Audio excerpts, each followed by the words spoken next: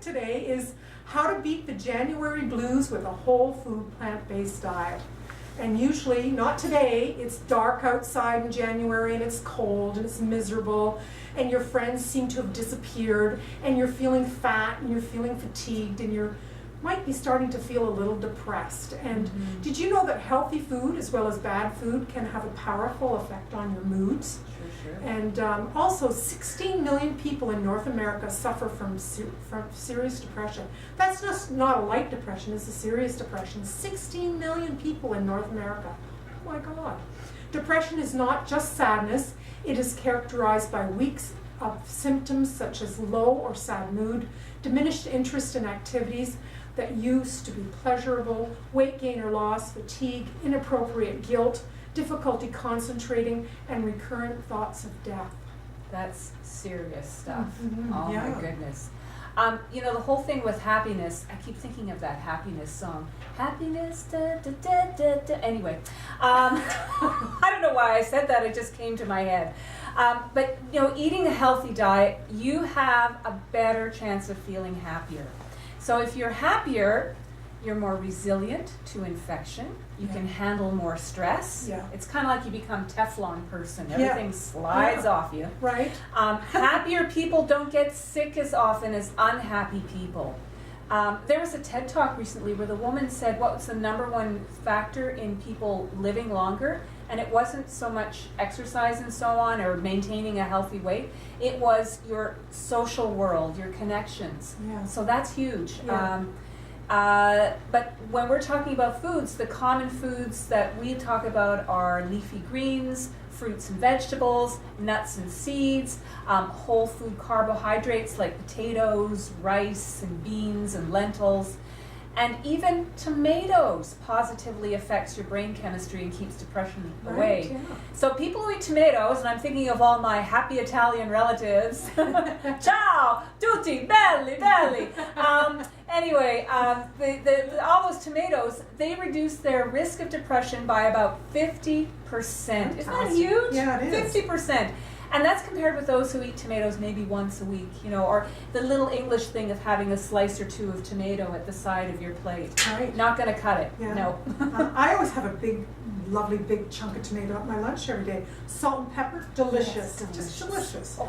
Anyway, on the flip side, there are foods that can actually cause depression. For example, arachidonic acid is the inflammation-promoting compound found mostly in, need a drum roll for this, it's found in chicken and eggs. But it's also present in beef, pork, and fish. Who knew? Yeah. Who knew? Yeah. It is blamed for potentially impairing your mood by inflaming your brain. The data suggests that people with higher levels of arachidonic acid in their blood are significantly at higher risk of episodes of depression. Omnivores tend to consume 9 times more arachidonic acid than those eating a plant-based diet. Just all that chicken. All that Yeah. chicken. Every restaurant you go to, what are people mostly ordering? Chicken. Yeah, isn't Oh it my- funny? or- They think it's They think it's They think it's healthier. white, it makes it healthier meat, Yeah, right? yeah, I Yeah. know. Oh well. Yeah. So people who eat a plant-based diet have significantly fewer negative emotions than meat eaters. There are studies that have measured depression, anger, hostility, fatigue, confusion, hopelessness. Sounds like me getting up first thing in the morning. Right. Lack of interest, agitation, irritability, and impatience with others. And what they found was that a plant-based diet keeps your body healthy and reduces those negative emotions. Now maybe you are happier because also with a plant-based diet you don't have annoying ills such as hemorrhoids, varicose veins, ulcers, fewer surgeries, fewer hospitalizations. I mean, that would make me a lot happier not to have to show up at the hospital every month. Geez, yeah. But with a plant-based diet, you are 50% more likely to be off all drugs, tranquilizers, painkillers, insulin, blood pressure pills, pain medications, antacids for heartburn. My heart's just being crushed listening to this. Laxatives, because you know when you eat a lot of meat and stuff, you're constipated. So getting off the laxatives, and really important, especially related to depression, getting off the sleeping pills. Oh, yeah. Yeah, people who can't sleep aren't happy people. Yeah, Hello? that's true, yeah. That's right. Eating a plant-based diet improves your body weight, blood sugar levels, the ability to control cholesterol levels, but it also improves your emotional states, including depression, anxiety, fatigue, sense of well-being, and daily functioning. Consuming larger quantities of vegetables cuts your odds of developing depression by 62%. That's amazing. That's huge. Yeah, it's huge, It's another isn't big it? number. Wow. Eating lots of fruits and vegetables is a non-invasive, natural, and inexpensive therapeutic way to support a healthier brain. For optimal results, eat 7 servings of fruit and 8 servings of vegetables each day. A serving is considered a half a cup. That's not much. Yeah. And included in vegetables, 8 servings, that's your potatoes and your porridge and your rice and those kind of things too. It's not just broccoli, right? It's the whole array of plant foods we're talking about. The tubers, the potatoes, Yes. and carrots, and that sort of thing, yeah. Yeah. So another thing to think about is serotonin, because serotonin is a hormone manufactured by the brain, and it's known as the happiness hormone or the feel-good hormone. So, you eat a bunch of carbohydrates. That's really good to improve your mood, because carbohydrates are essential in blocking certain compounds in the brain, which allows more tryptophan. And tryptophan is the basic building block of serotonin. And that's what you want in your brain. You want that serotonin bouncing around, because you're going to be happy. I don't know the words, but I can sing it. Anyway, so for example, we talk about, there's that book, Potatoes Not Prozac. Oh, right. That was, I don't know, it came out in about 20 years or so, or maybe more as time flies by when you live your life. But Potatoes Not Prozac, where this woman doctor wrote that instead of taking, antidepressants, just have a serving of potato before you go to bed at night. And apparently that would build up the serotonin levels as you sleep. Isn't that great? Yeah. What a get good excuse to have a bowl of mashed potatoes at bedtime. I know. Get happy. But you not just before you go to sleep at night, in the morning, waking up, as I do, feeling angry, hostile, and all those things. I was just joking, by the way. I don't wake up like that. I'm a little groggy maybe at first, but I get over it. But eating a breakfast high in really good, healthy carbohydrates, so you make some whole grain waffles, or you have some wonderful oatmeal, or, just great stuff like that. It allows higher levels of tryptophan to form in the brain, and it's, so much better for you than a breakfast of bacon, eggs, and cheese. That's a major fat bomb. Affront to your body, God. isn't it? Yeah. I know. I ate a breakfast like that before I went plant-based, and it was what convinced me to go plant-based. Oh, really? And oh my God, after eating that kind of breakfast, well, I didn't eat the cheese because I was off dairy, but I ate some bacon and poached eggs and toast.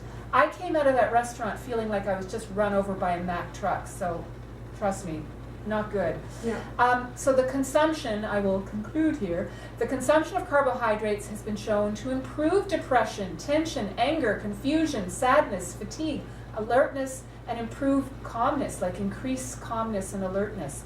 So a high carbohydrate diet shown to create better moods. That's the takeaway here. Better moods, less anxiety. Eat your carbs. Yeah, eat your carbs.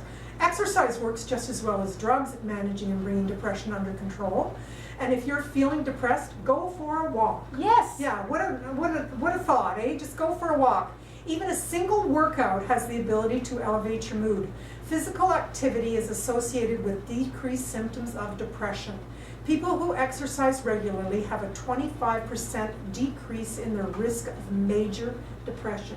So you add that, I'm going to do some math here, add this 25%, you add that onto the eating fruits and vegetables, that's almost 100% no risk of getting depression. That's amazing. Yeah, that's amazing. If the math works that way, but it's still amazing. Yeah. Before you get your doctor to write out a prescription for you, go on, get an exercise program together. Yeah. And see if that doesn't help first before you go on to something terrible like Prozac, right? Oh God. Yeah, well, that's why I think Diane and I were relatively happy people, because we each have a dog. We're out there every day walking our dogs. Besides the fact that dogs are just the best, but we love our dogs. But yeah, that's something that it's a good idea. So yeah, walk every day, dog or not. If you have a cat, well, get a leash on that cat and take that little bugger for a walk. Come on, get out there.